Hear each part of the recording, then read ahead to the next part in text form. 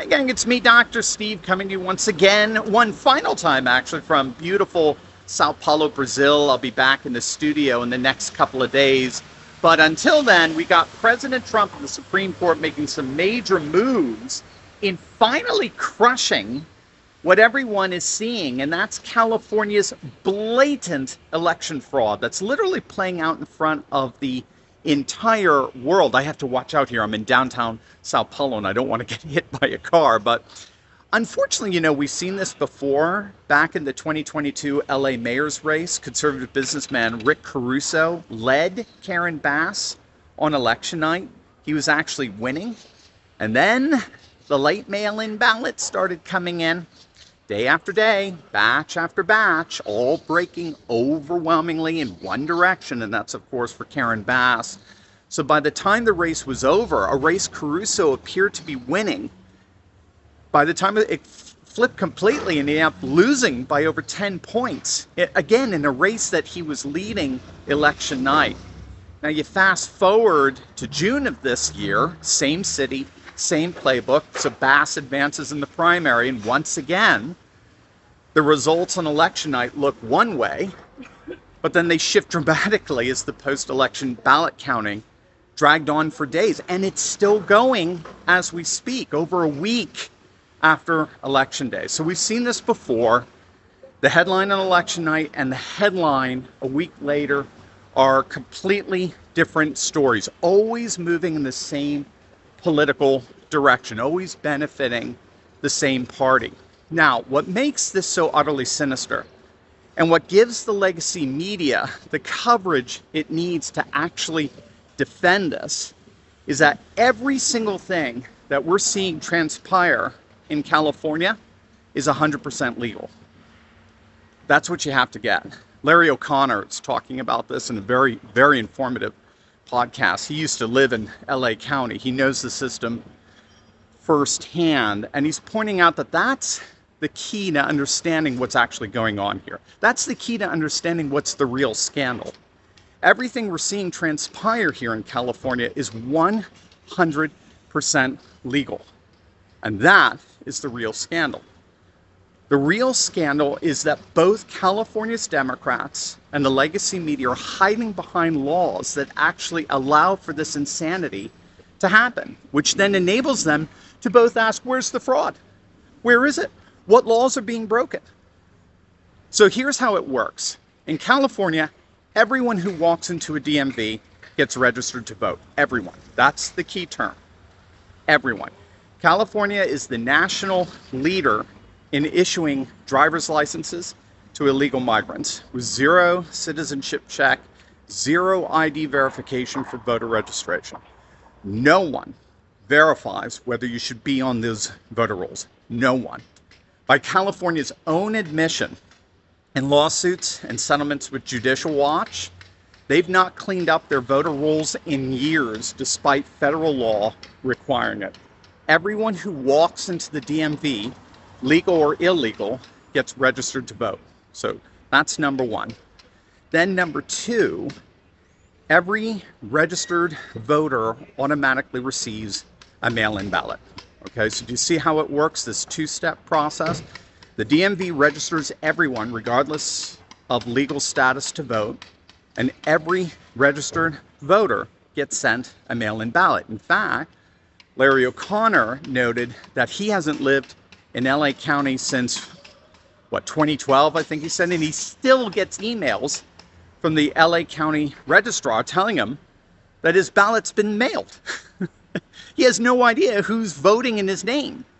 But it gets worse. California allows individuals, including political operatives working for left-wing PACs, to go door to door, collect ballots from voters, and choose which ones to turn in. So that's what they call ballot harvesting, and it's perfectly legal according to California law.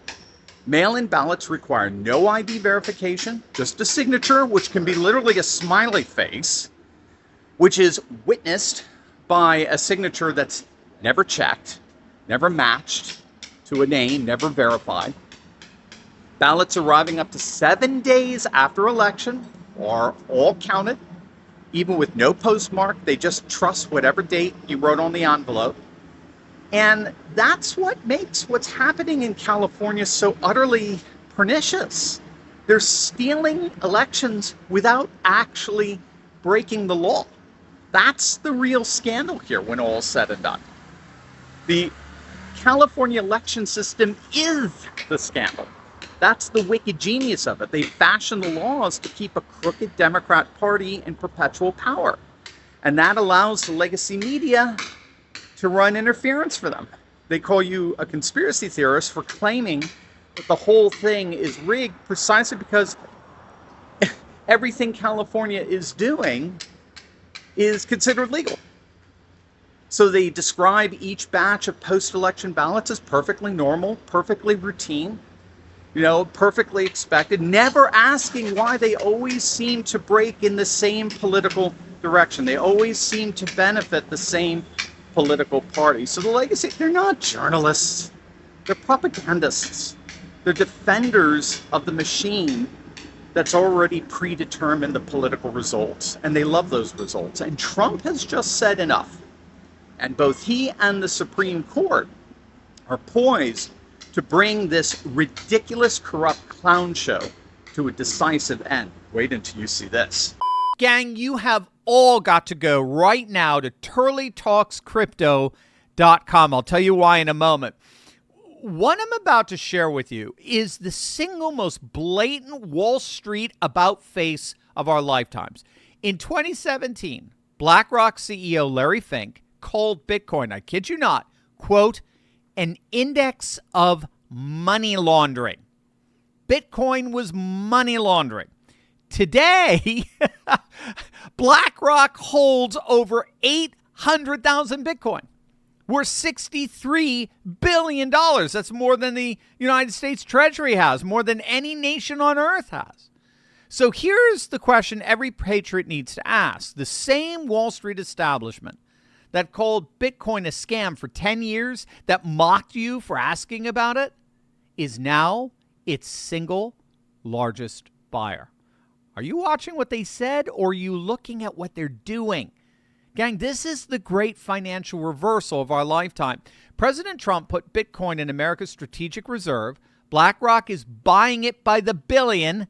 The Bitcoin Act in Congress authorizes $1 million more for the Treasury. The only people not in the room, the everyday Americans, told it was too risky for their retirement. Well, that's what I want you to know about Block Trust IRA. They built the platform that lets you do inside your retirement account exactly what BlackRock and the U.S. Treasury are doing on their balance sheets. Institutional cold storage custody through SFOX and AI portfolio management through their amazing Animus AI system. I've been a client of Block Trust IRA for months now, and gang, I can tell you I love them.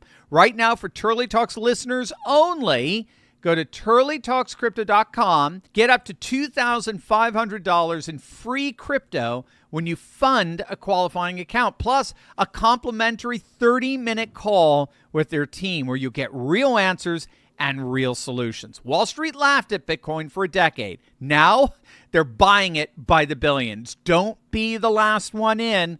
It's time to take control of your financial destiny. Go to turleytalkscrypto.com.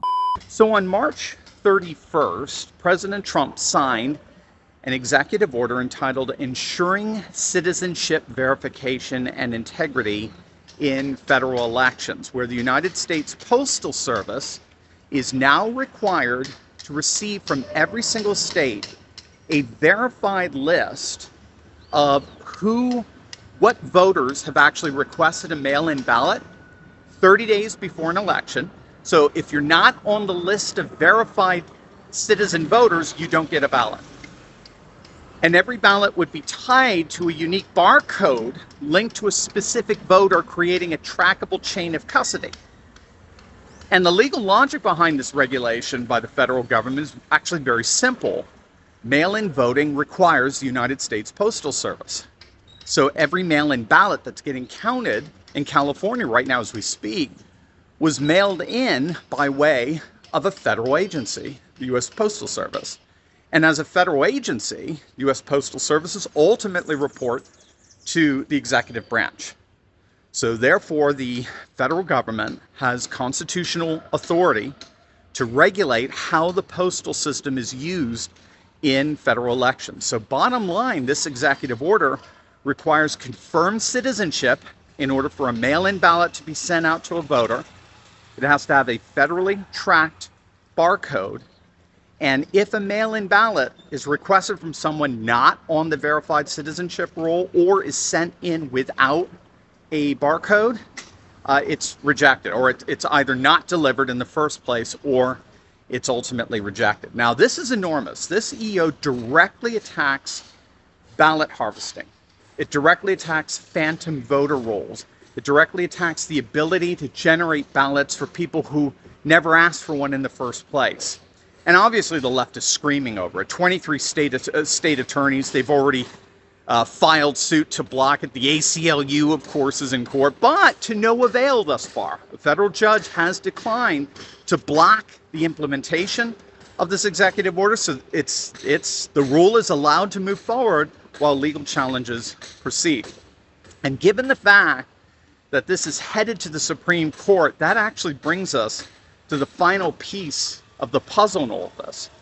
Back in March, the Supreme Court heard oral arguments in Watson versus the Republican National Committee, a case challenging Mississippi's law allowing mail ballots to be counted up to 5 days after Election Day. And needless to say, the conservative majority on the court was openly skeptical over that. Justice after justice raised the same question. Does not federal law, which has set a single election day since 1845, does not federal law mean that ballots must be received by Election Day, not just mailed in? It's not election days. It's not election week or election month. And so a ruling is expected any time now, by late June or early July, and that's perfectly timed to govern the November midterm elections. And if the court rules that federal law requires ballots to be received by Election Day, the laws in 14 blue states plus Washington, D.C. that allow post-election day ballot receipt would all immediately be struck down as unconstitutional. And that, of course, includes California's 7-day post-election counting window, the very mechanism that flipped the LA mayor's race in front of our very eyes. That will officially be gone. The very tool that lets Democrats watch the election night numbers, calculate exactly how many harvested ballots they need to manufacture to win, and then just feed them in over the course of the next week. That mechanism will officially be gone. So this is the 1-2 punch, right? So Trump's executive order attacking the ballot pipeline through the post office, and the Supreme Court potentially killing the post-election window entirely. The Democrats built a machine that runs on time, specifically the time after the polls close. Take away the time, track every ballot, clean the voter rolls, and suddenly the machine implodes. The left knows it. That's why they and the legacy media are fighting this with everything they have. But it does indeed look as if time, ironically for the Democrats, is finally running out. Love you guys. See you back in the States. God bless. Friends, listen. We are not watching the decline of Christian civilization. We are watching its reawakening. I've written a free ebook, The Reawakening of Christian Civilization, and a free 3-part video series to go with it. The whole package is yours at no cost. Scan the QR code on your screen right now or hit the link in the description. Go grab it. It's all waiting for you.